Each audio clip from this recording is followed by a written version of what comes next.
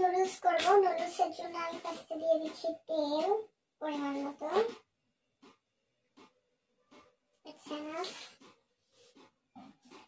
তারপর দিয়ে দিচ্ছি পেঁয়াজ আর মরিচটা, কেটে রাখছি পেঁয়াজ আর মরিচ।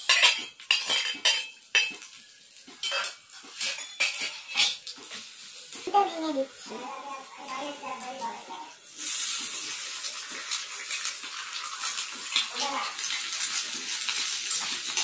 এখানে একটা সিদ্ধ করা টমেটো, এটা পিউরি বানিয়ে নিচ্ছি, এটা আপনার মধ্যে দিব।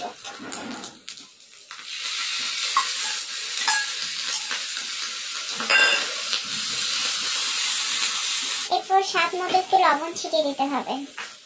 এখন সামান্য একটু সয়া সস দিয়ে নেব, একটু সয়া সস দিতে হবে। এরপর 1 টেবিল চামচ চিলি সস দিয়ে নিচ্ছি। অবশেষে আমাদের তৈরি হলো গরম গরম নুডলস। ভাব উড়াচ্ছে, জাস্ট ওয়াও।